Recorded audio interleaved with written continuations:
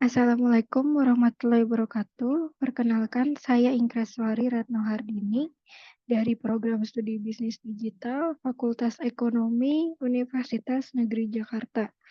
Pada pertemuan kali ini, kita akan membahas mengenai metode sampling dalam penelitian. Mari kita mulai materinya. Pada pertemuan kali ini, di video kali ini kita akan membahas salah satu teknik pengambilan sampling dari kategori non-probability sampling. Sebelumnya, saya ingin merefresh memori teman-teman terkait apa sih itu non-probability sampling. Jadi, sebenarnya ada dua kategori pengambilan sampling dalam penelitian. Pertama itu adalah probability sampling, dan yang kedua adalah non-probability sampling. Kalau probability sampling itu sendiri memiliki pengertian bahwa individu dalam populasi yang akan terpilih sebagai sampel dalam penelitian itu memiliki kesempatan yang sama. Jadi individu tersebut memiliki kesempatan yang sama untuk terpilih menjadi sampel dalam penelitian.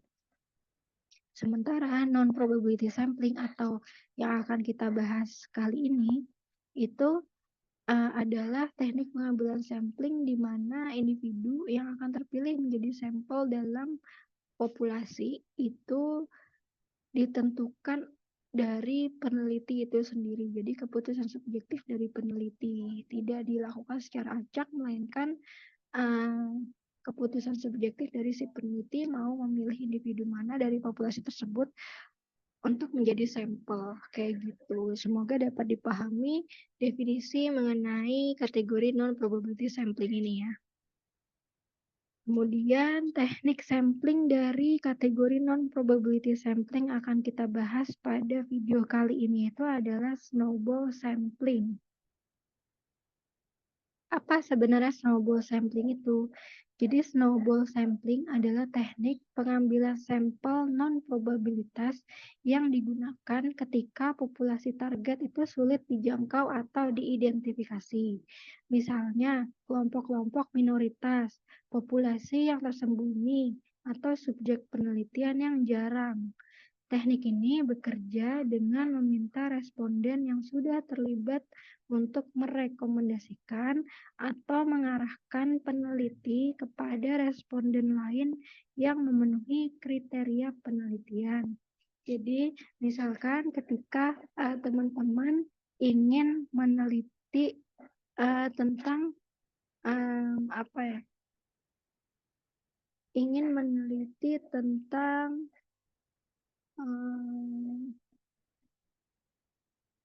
orang-orang yang memelihara hewan luwak, misalkan seperti itu. Nah, itu kan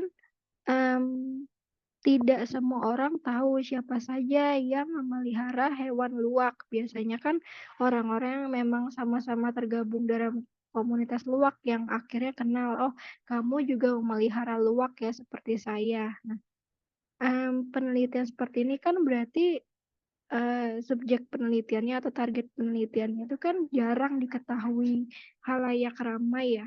Nah, bukan merupakan informasi yang umum dapat kita temukan di internet seperti itu.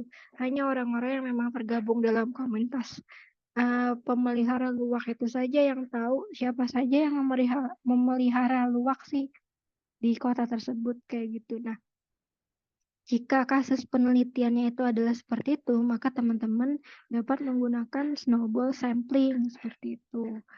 Contoh lain, misalkan teman-teman ingin mengetahui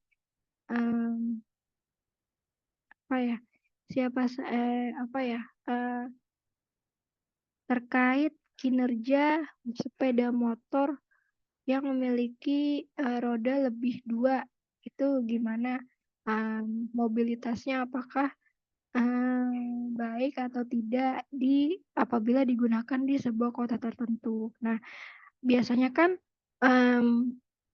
hanya orang-orang tertentu saja yang menggunakan sepeda motor dengan roda yang lebih dari dua, misalkan entah itu komunitas modifikasi motor atau lain sebagainya. Yang jelas hanya orang-orang tertentu saja yang memang memiliki sepeda motor dengan kondisi roda lebih dari 2. Nah, jadi kan, nggak semua masyarakat yang kita temuin memiliki, sepeda motor lebih dengan roda lebih dari 2 tersebut kan. Jadi biasanya informasi yang bisa kita dapetin itu ya memang dari komunitas anak-anak motor, anak-anak modifikasi motor misalkan seperti itu.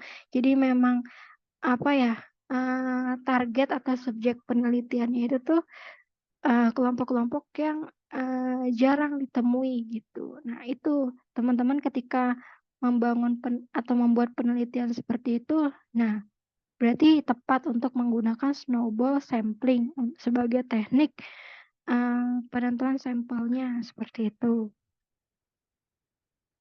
Pemilihan sampel dengan menggunakan teknik snowball sampling, di mana satu sampel akan menunjuk sampel lainnya hingga jumlah sampel yang dibutuhkan terpenuhi. Jadi, prinsipnya itu sama seperti bola salju. Jadi bola salju itu kan akan, apa ya, berjalan terus, apa ya, menangkap salju-salju lainnya lama-lama semakin besar bolanya, lama-lama semakin besar. Nah itu sih seperti konsep, teknik sampling ini yang sedang kita bicarakan konsepnya seperti itu. Jadi, teman merekomendasikan teman, teman merekomendasikan teman lagi, jadi kayak, apa ya, efek efek snowball gitu. Jadi salju ketemu salju lama-lama besar seperti itu. Nah ini kan teman merekomendasikan teman lainnya, terus teman ini merekomendasikan teman lainnya lagi. Nah itu kan seperti efek bola salju kan, seperti itu.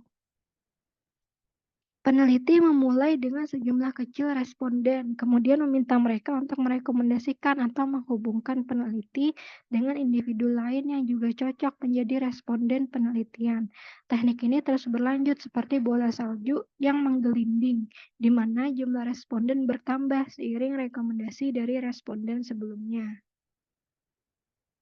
Snowball sampling sering digunakan dalam penelitian di mana populasi target sulit dijangkau atau jarang, seperti populasi yang memiliki ciri-ciri khusus atau kelompok tersembunyi, misalnya pengguna narkoba, imigran ilegal, atau komunitas yang kurang terwakili, seperti yang tadi kita bahas di slide awal.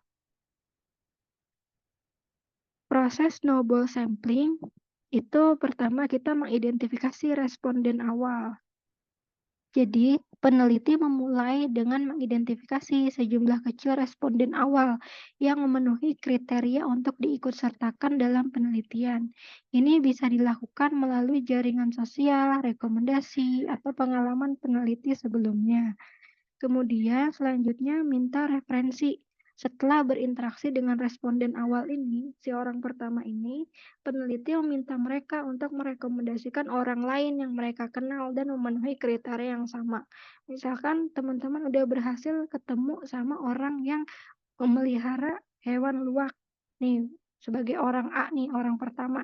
Kemudian selesai wawancara, teman-teman minta si A ini untuk merekomendasikan kira-kira siapa lagi ya yang, apa namanya, memelihara hewan luwak. Nah, kemudian A ini akan merekomendasikan temannya dia yang emang, memelihara hewan luwak gitu, si orang B ini. Nah, begitu seterusnya. Kemudian selanjutnya adalah kembangkan jaringan. Responden baru yang direkomendasikan kemudian juga diminta untuk merekomendasikan orang lain. Proses ini terus berlanjut hingga jumlah sampel yang diinginkan tercapai atau sampai tidak ada lagi referensi baru. Jadi, ini kan orang A tadi merekomendasikan B, B ke C. Nah, ketika, A, B, C ini kita wawancarain, kita mendapatkan insight-insight baru atau informasi-informasi baru yang berguna buat penelitian kita. Nah, sampai di orang D, informasi yang kita dapetin ini tuh udah sama misalkan dengan informasi si A dan B, terus lanjut lagi ke E kok udah sama semua saya nggak mendapatkan informasi-informasi atau insight baru yang berguna untuk penelitian saya. Nah, maka, sampel yang dapat kita gunakan hanya 3 tadi, A, B, dan C. Berarti sudah selesai, snowball sampling-nya itu udah selesai sampai di C itu saja. Karena tadi insight informasi yang saya dapatkan tidak lagi baru ketika saya sudah masuk ke responden D, kayak gitu. Nih contoh penerapan dari snowball sampling. Jadi seorang peneliti yang ingin meneliti tentang komunitas tertentu mungkin memulai dengan satu atau dua anggota komunitas yang dia kenal. Setelah wawancara, peneliti meminta mereka untuk menghubungkan dengan orang lain di komunitas yang juga bisa diwawancarai. Dengan cara ini, peneliti bisa memperluas jangkauan responden melalui jaringan sosial mereka. Ada kalanya, tadi kan kita menghentikan jumlah sampel ketika insight informasi yang kita dapatkan itu sudah tidak lagi baru, sudah itu-itu aja.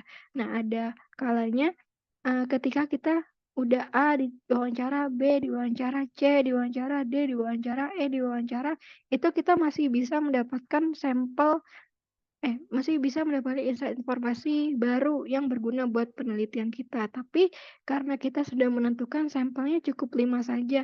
Nah, maka walaupun si responden E itu masih dapat memberikan insight informasi baru buat kita, tapi karena sampel yang kita butuhkan itu hanya 5, ya udah cukup berhenti sampai si responden E aja, seperti itu. Jadi ada 2 ya kenapa snowball sampling itu berhenti, karena memang insight informasinya sudah tidak lagi baru, itu yang pertama. Yang kedua, karena memang jumlah sampel yang ditentukan itu sudah mencapai, batasnya. Kalau 5 ya berarti 5, walaupun responden yang ke-6 itu masih memberikan insight baru, ya cukup aja berhenti sampai di 5, kayak gitu. Oke, sekian materi saya mengenai snowball sampling, semoga dapat dimengerti. Terima kasih atas perhatiannya. Wassalamualaikum warahmatullahi wabarakatuh.